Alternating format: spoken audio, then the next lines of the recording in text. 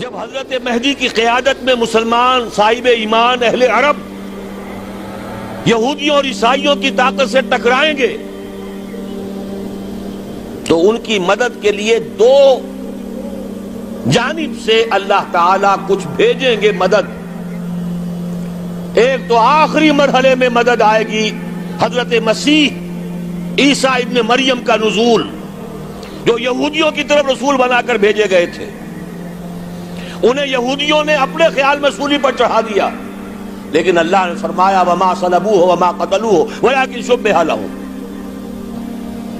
بل رفعہ اللہ الیہ. اللہ تو اپنی طرف اٹھا کر لے گیا. اور احادیث صحیحہ جو کہ ہمارے ہاں متواترہ کے درجے میں ہیں، وہ احادیث جو صحیحین کی ہیں، ان سے ثابت ہے کہ حضرت عیسیٰ ابن مریم دوبارہ زمین پر آئیں گے. اور یہودیوں کا سب سے بڑا سرغنہ جو خود مسیح ہونے ہی کا دعویٰ کر رہا ہوگا، مسیح الدجال، اسے حضرت مسیح قتل کرے گے. لیکن ایک دوسری حدیث سے معلوم ہوتا ہے کہ مشرق سے فوجیں آئیں گی حضرت مہدی کی مدد کے لیے. یخرجون ناس من المشرق یؤدون للمہدی یعنی سلطانہ. مشرق کی طرف سے فوجیں آئیں گی کہ جو مہدی کی حکومت کو مستحکم کریں گی. خراسان کا لفظ آتا ہے ایک دوسری حدیث میں. خراسان سے سیاہ عالم چلیں گے، انہیں کوئی نہیں روک سکے گا یہاں تک کہ وہ یروشلم میں جا کر رسم ہو جائیں گے. اور حضور کے زمانے میں اچھی طرح سمجھ لیجئے، ہند کسے کہتے تھے حضور کے زمانے میں؟ پاکستان ہند میں شامل نہیں تھا.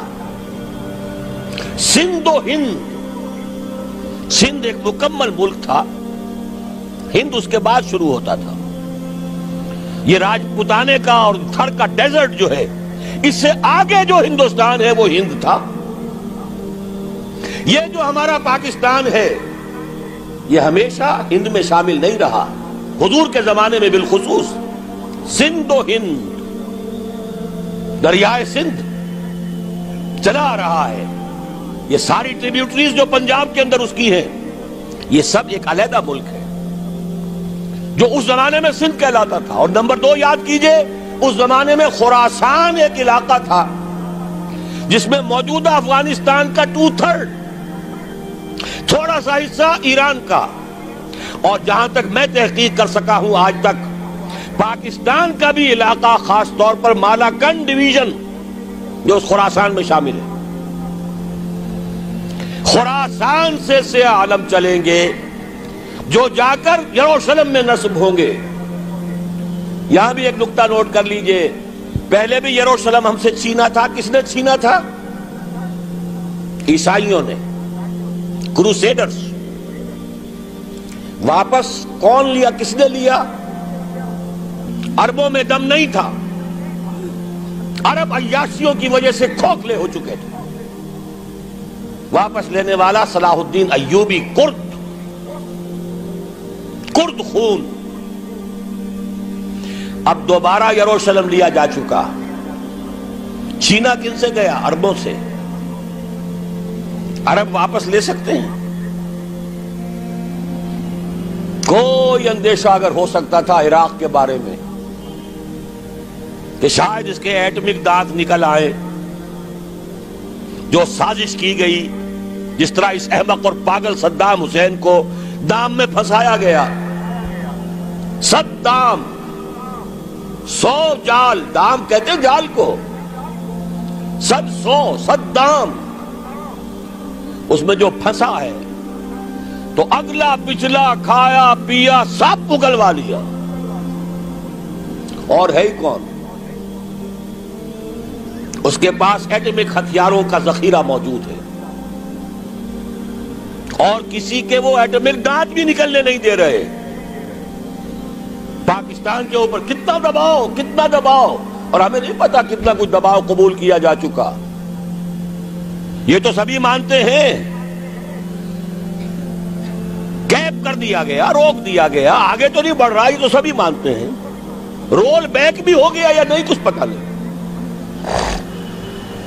لیکن کسی صورت یہ نہیں تسلیم کریں گے، قبول کریں گے کہ کسی مسلمان ملک کے پاس ایٹم بم آ جائے. یہودیوں کے پاس ذخیرہ موجود، سب جانتے ہیں. بہرحال یہ جان لیجئے اس علاقے سے امید ہوتی ہے سندھ اور خراسان. حالات بہت خراب ہیں ہمارے، اور حالات بہت خراب ہیں افغانستان کے بھی، لیکن حالات کے بدلتے اللہ تعالیٰ کی مشیت کے تحت دیر نہیں لگا کرتی. سیرت نبوی میں مجھے نظر آتا ہے سن 10 میں، 10 نبوی، ہجرت سے 3 سال پہلے، 2.5 سال پہلے، کہیں سے کوئی امید کی کرن نظر نہیں آتی تھی کہ عرب میں اسلامی حکومت قائم ہو جائے گی. 10 برس ہو چکے محمد رسول اللہ کو دعوت دیتے ہوئے، اور ابھی تک بمشکل 125 آدمی ہے. اپنے بل پر، اپنے طاقت پر مکے میں رہ بھی نہیں سکتے. کیسے ہو جائے گا؟ کہاں سے ہو جائے گا؟ میں آج پوچھتا ہوں، کوئی سر بتائے، کہیں سے کوئی امید کی کرن اس وقت نظر آتی ہے؟ اس ماحول میں لے جائیے. اگلے 3 سال میں کیا ہو گیا؟ پہلے سال 6، اگلے سال 12، اس سے اگلے سال 72، اور بیعت عقبہ ثانیہ، ہجرت، اور وہاں سے اب حضور کی طرف سے انیشیٹ شروع ہو گیا، انیشیٹو. تو ہم نہیں کہہ سکتے. اللہ تعالیٰ کی قدرت، اللہ کی مشیت. یہ یقین ہے کہ دنیا کے خاتمے سے پہلے نظام خلافت قائم ہوگا، اور تمام دنیا میں ہوگا. ظاہر ہے کہیں پہلے کسی ایک جگہ سے ہوگا، جیسے حضور کے زمانے میں ہوا. اگر بیک وقت پوری دنیا میں ہو سکتا تو حضور کے دست مبارک سے ہوتا. اگر حضور کے دست مبارک سے بھی ایک ملک میں ہوا، جزیرہ نما عرب میں ہوا، پھر حضور کے امتی ہیں نا، ابو بکر ہیں، عمر ہے، عثمان ہے، صحابہ کرام کی فوجیں نکلی ہیں، امتی ہیں. امتیوں کے ہاتھوں اس کی توسیع ہوئی. اب بھی یہی ہوگا، کسی ایک علاقے میں ہوگا. میرا گمان ہے، میں یہ یقین سے نہیں کہہ سکتا. گمان بھی میرا ان احادیث کی روشنی میں ہے جو میں نے آپ کو بتا دی اور موجود ہے اس کتابچے کے اندر. علامہ اقبال نے بھی انہی کے حوالے سے کہیں کہا ہے، میرے عرب کو آئی ٹھنڈی ہوا جہاں سے، میرا وطن وہی ہے، میرا وطن وہی ہے. اس علاقے سے کچھ ہونے والا ہے اور ہوگا انشاءاللہ. میری زندگی میں نہ ہو، آپ کی زندگی میں نہ ہو، کوئی پرواہ نہیں. حضرت حمزہ تو شہید ہو گئے غزوہ احد میں. 5 سال کے بعد حضور مکے میں داخل ہوئے ہیں فاتح کی حیثیت سے. حضرت حمزہ کی نگاہوں نے، ان آنکھوں نے تو نہیں دیکھا، عالم ارواح میں اللہ نے کیا مشاہدہ کرایا ہوگا انہیں، وہ تو ہمیں معلوم نہیں. بعض صحابہ شہید کر دیے گئے مکے ہی میں. بہت بڑی کامیابی. اپنی جان لگا دیں، اپنے آپ کو کھپا دیں، اپنے آپ کو مٹا دیں. جس طرح روڑی کوٹ کر بنیادوں میں بھر دی جاتی ہے، ہماری ہڈیوں کا چورا بنا کر اور ہمارے خون کے اندر اسے گوندھ کر اگر وہاں ڈال دیا جائے، اس سے بڑی سعادت کوئی نہیں. اس پر تعمیر ہو خلافت علی منہاج النبوہ کی، ہم اس کی بنیاد کے اندر دفن ہو جائیں، یہی بہت بڑی سعادت ہے. لیکن یہ ہوگا. میں نے عرض کیا تھا کہ یقین ہے مجھے کہ ہوگا، اور ہر صاحب ایمان کو یقین ہونا چاہیے کہ ہوگا. باقی یہ کہ یہ آثار ہیں اور احادیث بھی ہیں، اور 400 برس کی تاریخ بھی بتاتی ہے کہ یہیں سے ہوگا. 1000 برس تک سارے مجددین امت عالم عرب میں پیدا ہوئے. 11ویں صدی کا مجدد اعظم شیخ احمد سرہندی کہاں دفن ہے؟ سرہند میں، ہندوستان میں. 12ویں صدی کا مجدد اعظم شاہ ولی اللہ دہلوی کہاں دفن ہے؟ دہلی میں. 13ویں صدی کا مجدد اعظم سید احمد بریلوی، ان کی تو قبر بھی معلوم نہیں، لیکن ان کا خون جذب ہوا دریائے کنہار میں، اور ان کے سینکڑوں ساتھیوں کی لاشیں اس بالا کوٹ کے مقام پر. 14ویں صدی کے مجدد اعظم شیخ الہند، لیکن ان کے ساتھ ساتھ اتنے اعظم رجال علامہ اقبال جیسا مفکر، مولانا مودودی جیسا مصنف، مولانا الیاس جیسا مبلغ، کہیں اور ہمیں دکھا دیجئے آپ۔ میں کل کہیں عرض کر رہا تھا، دیکھیے پہلے جو ہے 1000 برس تک ہر خیر ہندوستان میں باہر سے آ رہا تھا۔ معین الدین اجمیری باہر سے آ رہے ہیں، شیخ علی حجویری باہر سے آ رہے ہیں، سندھ میں جتنے اولیاء دفن ہیں سب کے سب باہر سے، ایران سے چلے آ رہے ہیں۔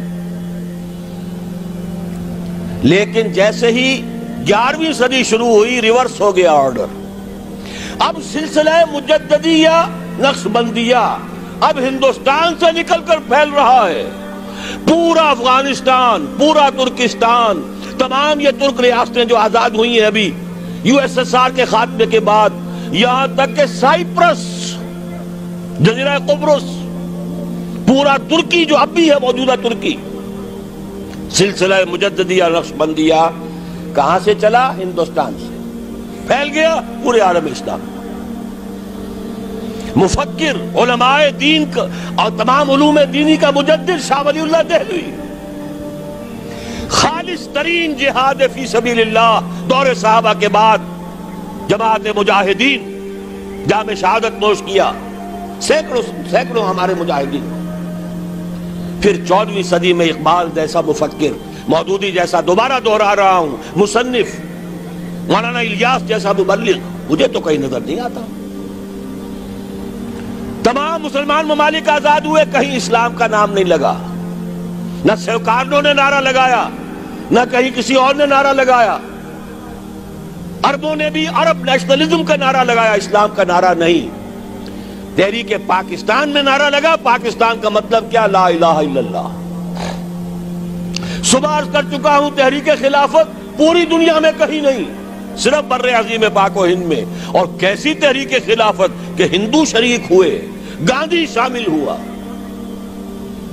پورے ہندوستان کو جس نے گنجا دیا۔ یہ دوسری بات ہے کہ جب خود مصطفیٰ کمال نے ختم کر دیا تو اب کیا کرتے؟ مدعی سست گواہ چست۔ نوٹ کرنے کی بات ہے، کچھ آثار ہیں، 400 سال کی تاریخ ہے، بتا رہی ہے پاکستان کا قیام خود ایک معجزہ۔ یہ ساری چیزیں مشیت ایزدی میں کسی بڑے خیر کا پیش خیمہ ہے۔